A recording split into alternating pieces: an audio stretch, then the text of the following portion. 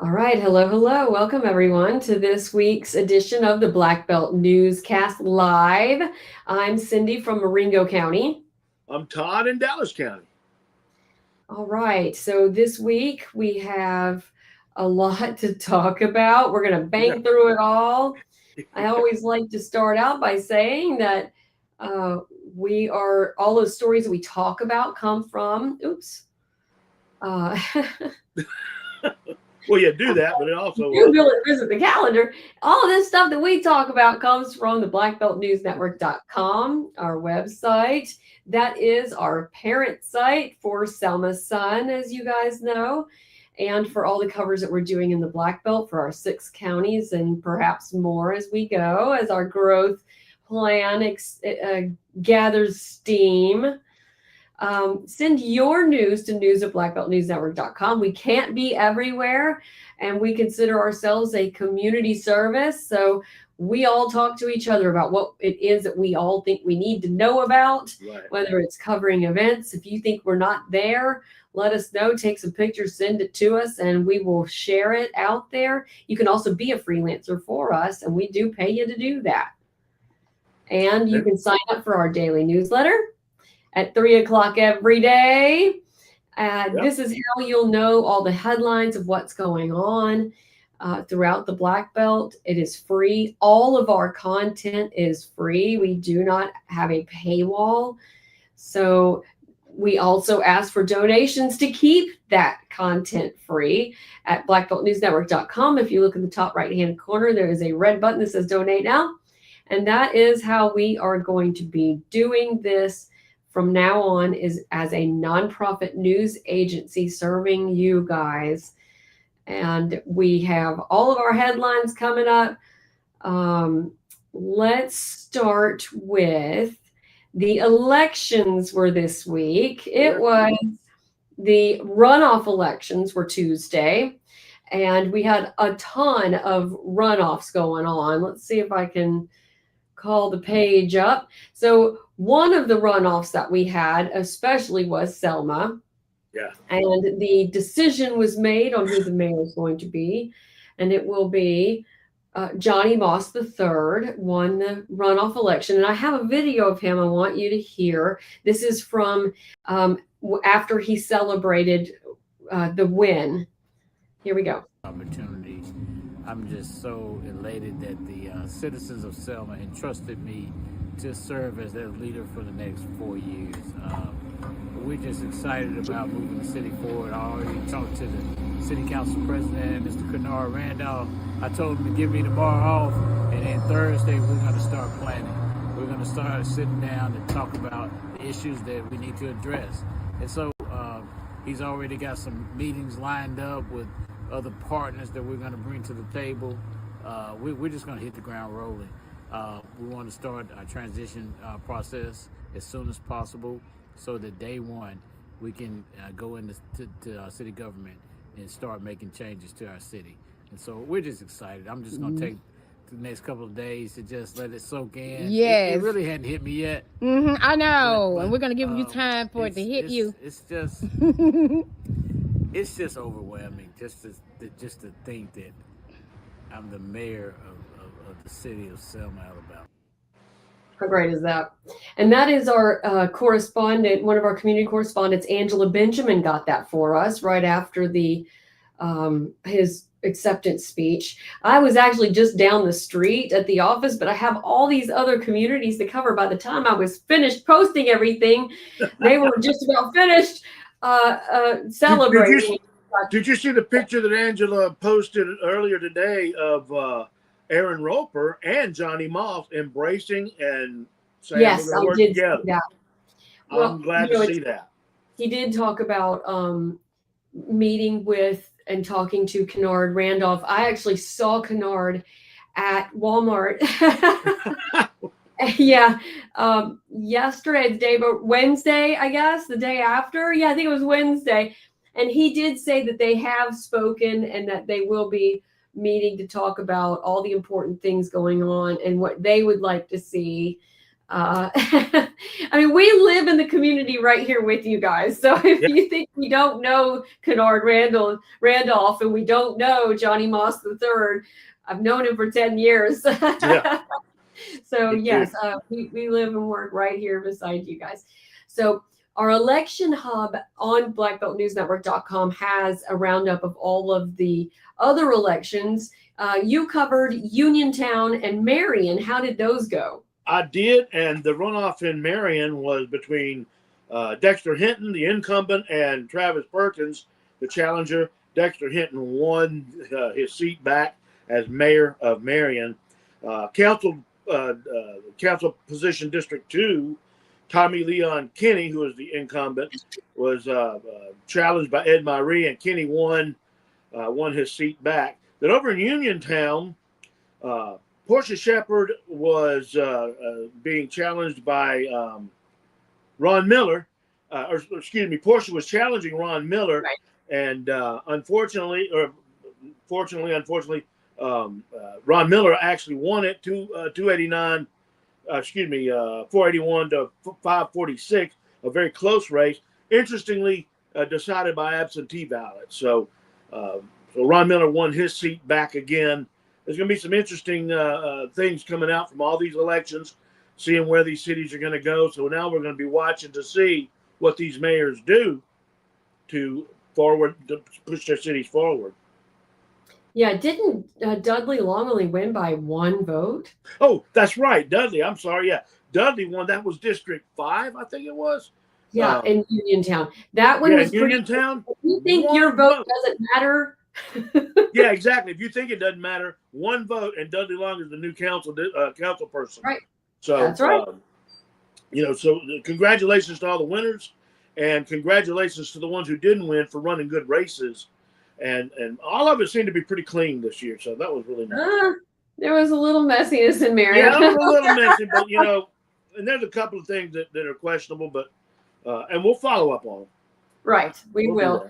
So Linden, their mayor was reelected, Gwendolyn Rogers, and there was only 1 seat contested in the runoff part for Demopolis, and that one was an unseating of an incumbent to Luke Hallmark, who was the superintendent of schools before and is very active. He's he is second-year president of the Rotary Club in Demopolis as well. Oh, wow, okay.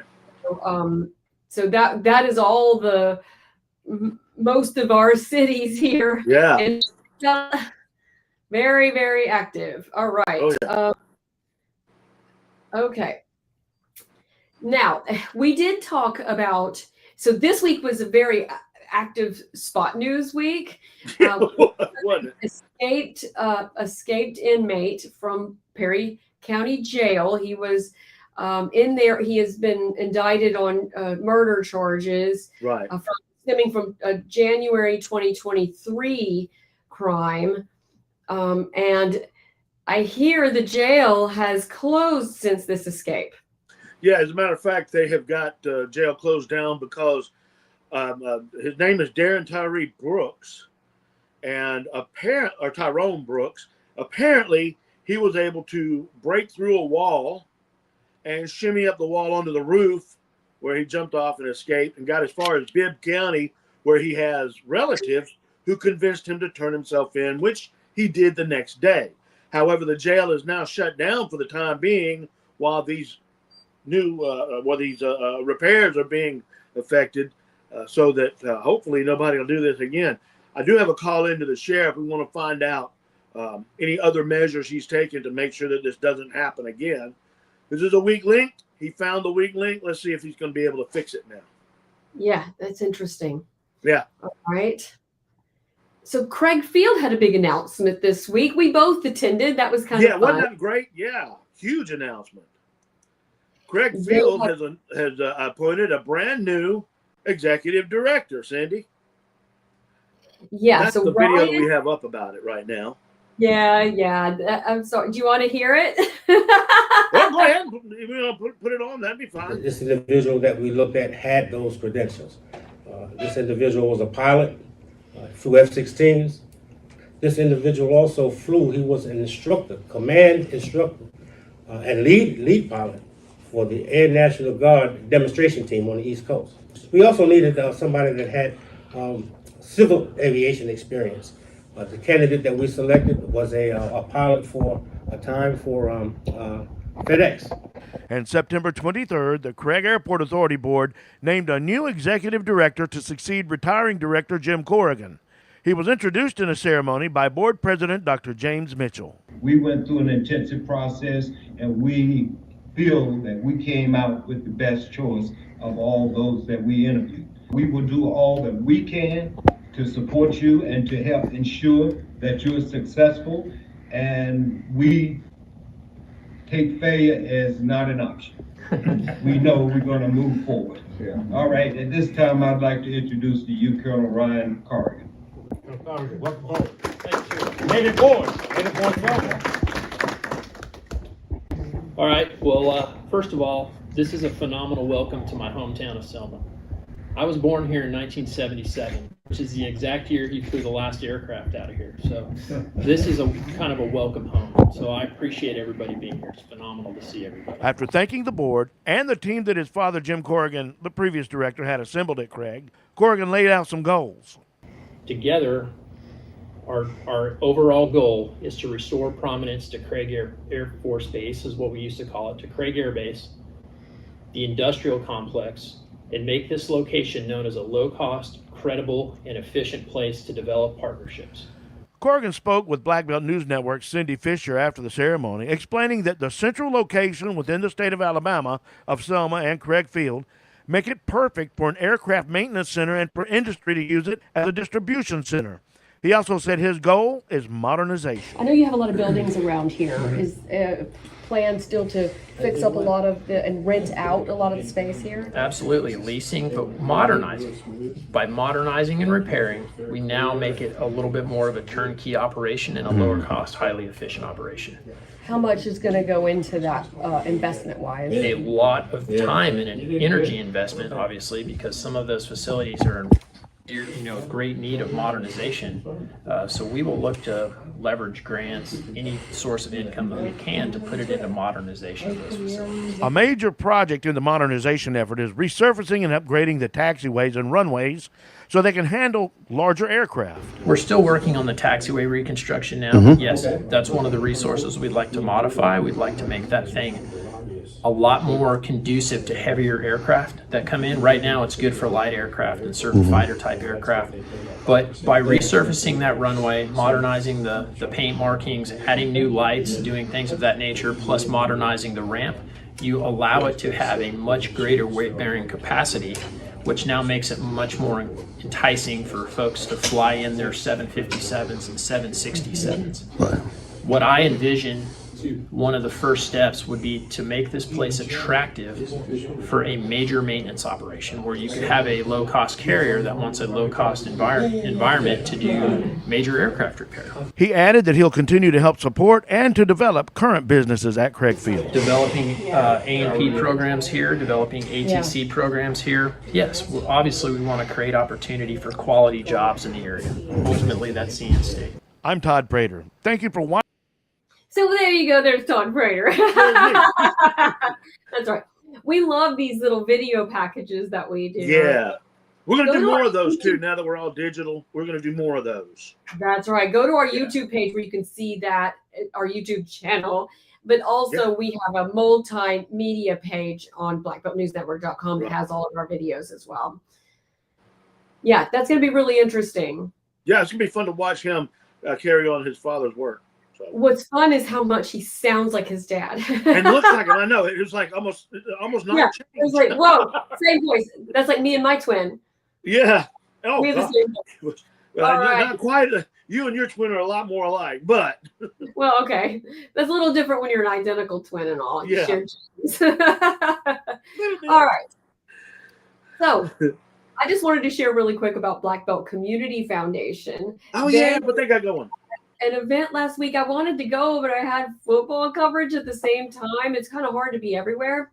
Yeah. So that's why we need those community correspondents. I know we need more folks helping us. So Felicia Lucky was honored on Friday by about almost 500 people had come to this event in Montgomery to say goodbye to the 21-year leader.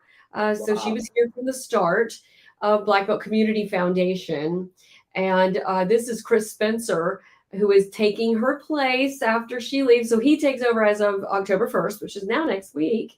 And they honored her, but they also announced that there is a new, in her name, fellows program. And I might tap into that because we've talked about doing a program for high school journalists.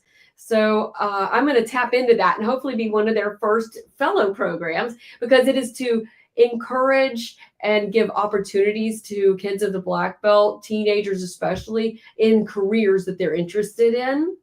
And we would love to help with that. So big congrats to her. She's going on to be the head of a foundation based out of New York, but will be living in the South still. So she'll understand our issues down here and hopefully bring some money our way to the South. So Yeah. That helping others nationally understand the needs that we have down here. So, all right. And I was going to move over for a second to Demopolis for a quick story about Whitfield. So Whitfield Regional Hospital is looking for funding and they extended their line of credit with the city. And the city approved that last week. So this is allowing the Tom Bigby Healthcare Authority, which is what operates Whitfield, to borrow $10 million against the city's line of credit. They did that 2 years ago. They just extended this plan. This hospital is looking for an opportunity to get their own. Now they used some of this, their own financing is what I meant. They used some of the line of credit to do renovations on the hospital, and that included expanding the emergency room, which looks amazing, and then purchase and get up to date on equipment, which I've been to the hospital to use that for some of the equipment, so it's pretty neat. Cool. We're going to stay in Demopolis for a minute. So this is neat. The Flats is it's an apartment setup that is in Demopolis downtown. I'm going to call up the picture here. They are a finalist. Can we see it? Yay. Yeah, there it is. Yeah, they're a finalist for Emerging Business of the Year, which is presented by a partnership with the Chamber of Commerce of Alabama and the Business Council of Alabama. And they do short-term leasing, so it's not like apartments, it's more like an Airbnb, I guess. And it's above the Struthers interior design, and this is a mixed-use project that's a popular way to renovate downtowns. This is in Demopolis, and we'll keep you posted on how they do in the competition. There's 40 of them in this. It's for best emerging business, since they're new. They're in the emerging business category. So we wish them luck, and we'll keep you posted on how they do up against 40 others as emerging businesses. Be fun to watch. In Alabama. Yeah. Be good. Tell us a little bit about the Dallas County Family Services. Yeah, Dallas County Family of Services was just awarded a special award. They have been entered into the Alabama Network of Family Resource Centers, which is as Mike Irwin said, that is Astrid Craig there. There's a video up about the services they have, and that's what this is from.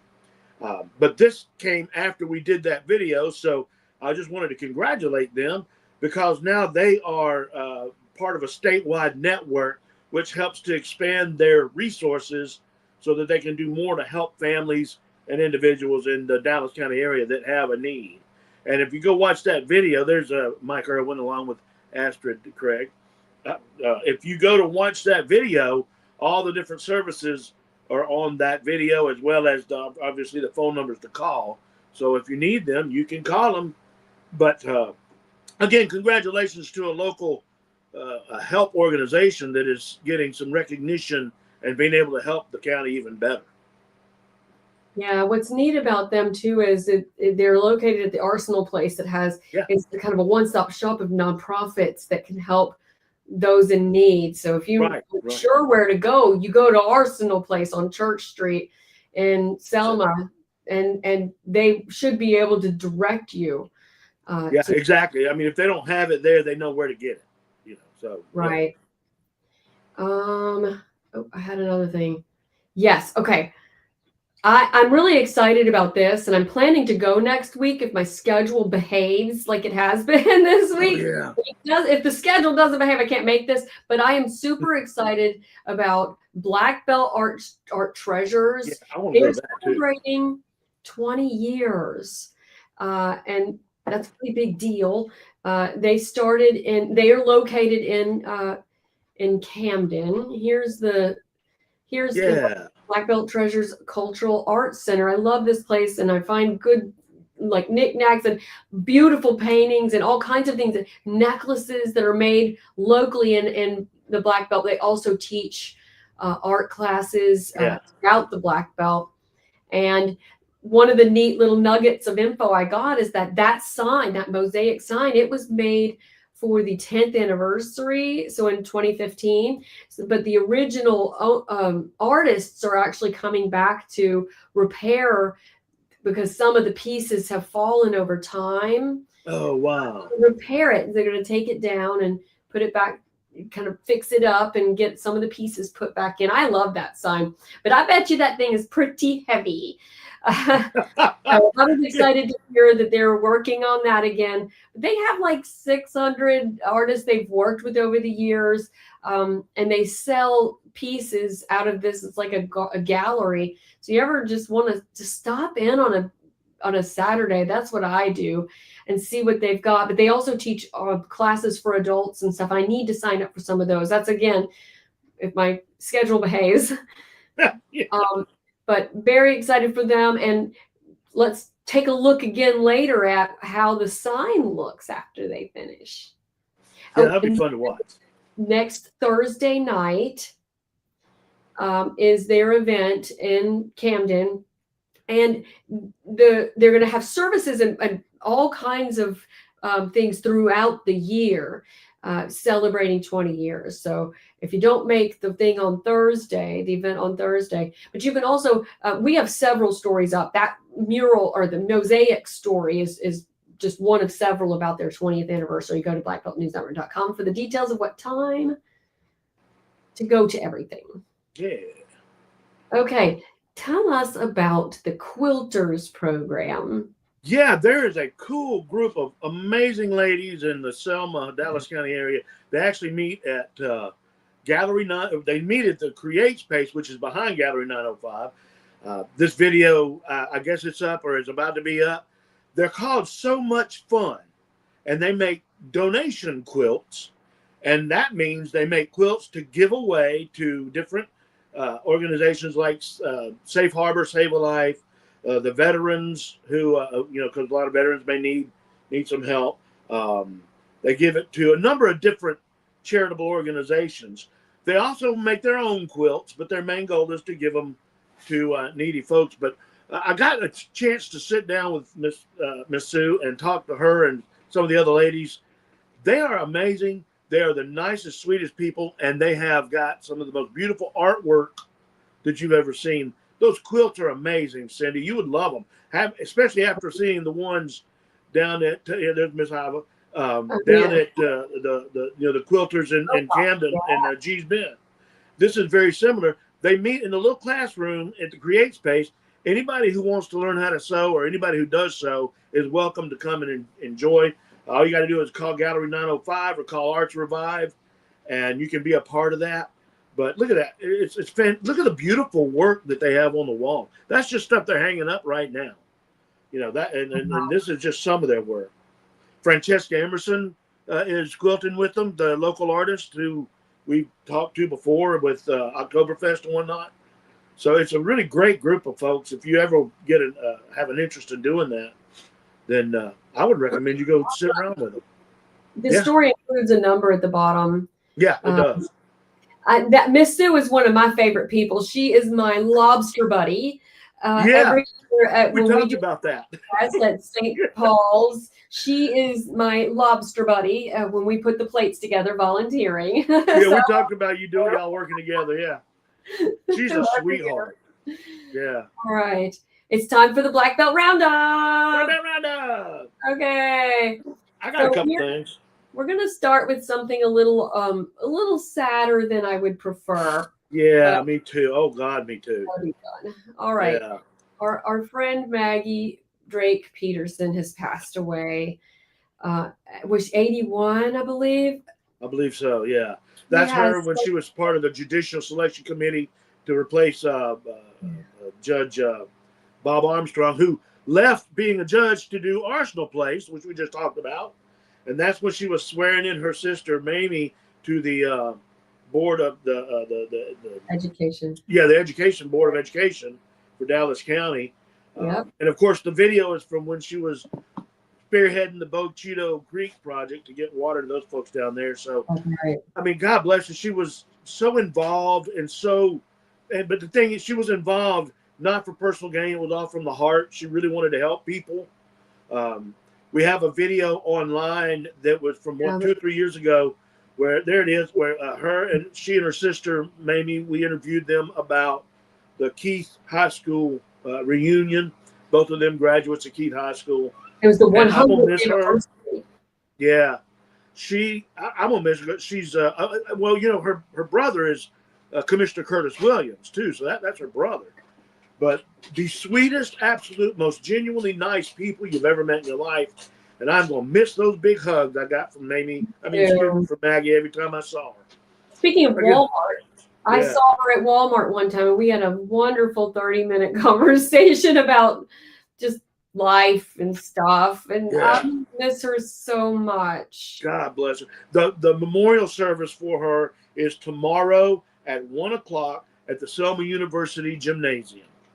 So Saturday at 1. Yeah. Well, Miss Maney is a buddy of mine too. We were in leadership Selma Dallas County together. Yeah. Very involved family. So Yeah. My prayers and thoughts go to him because she is going to be tremendously missed. yeah, especially in that community. Yeah.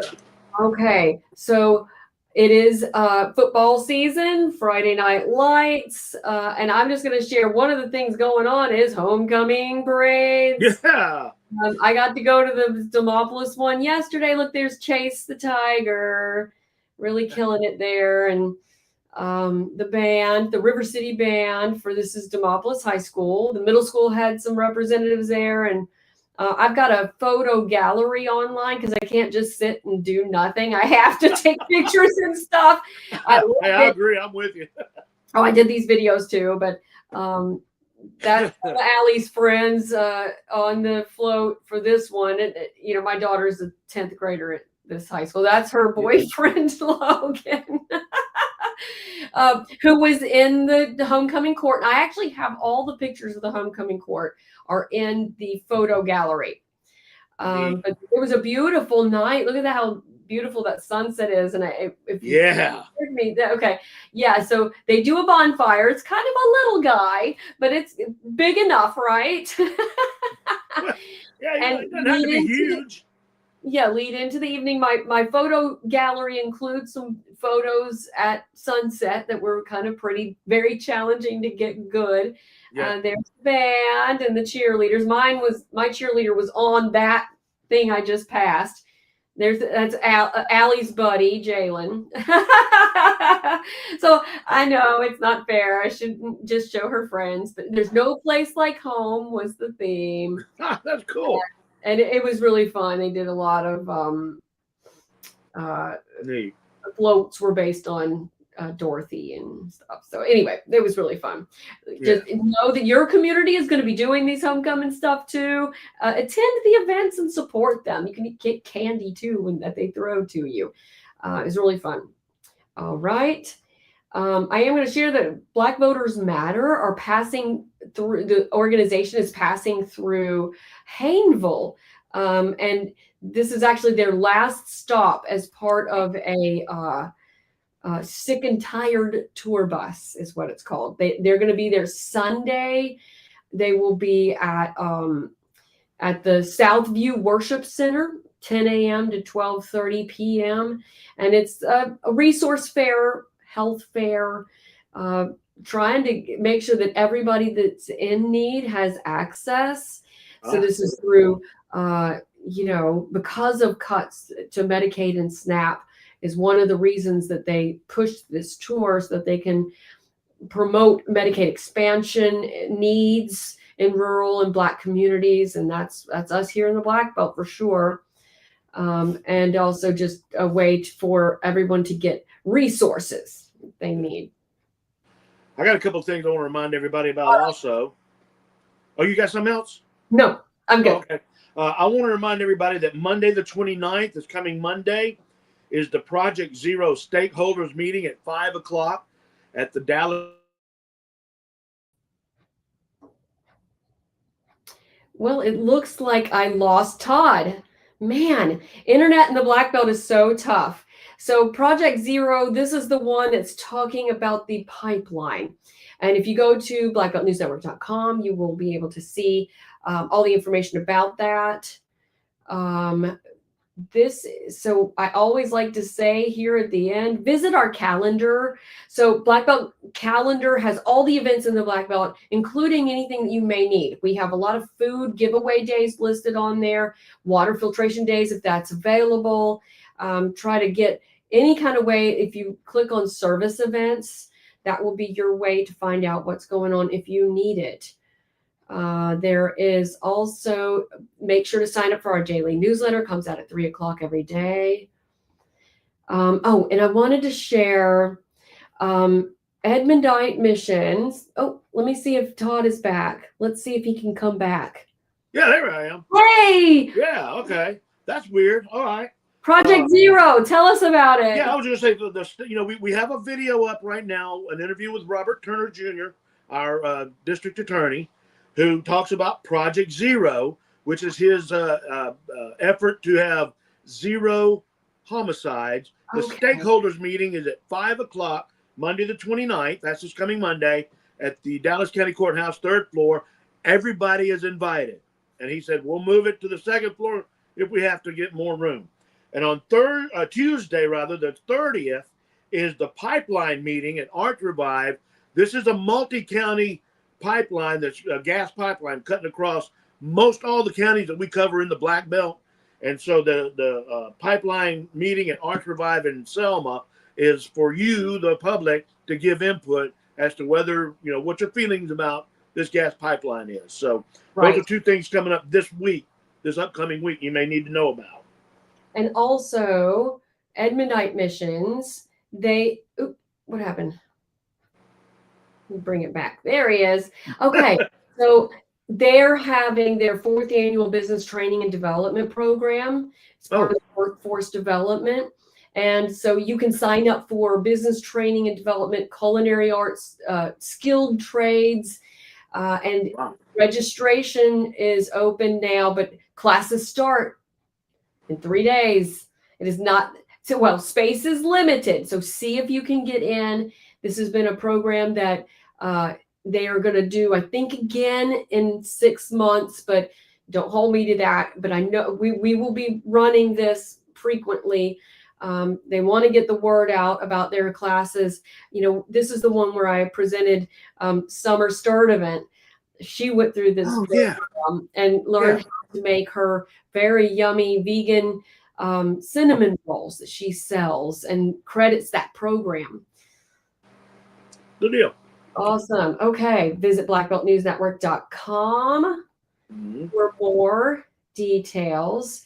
Oh, and we take donations. This is the way that we are going to be surviving now because we are a nonprofit and we need you to help us keep our content flowing and keep it free. Support our rural local journalism and hyperlocal journalism.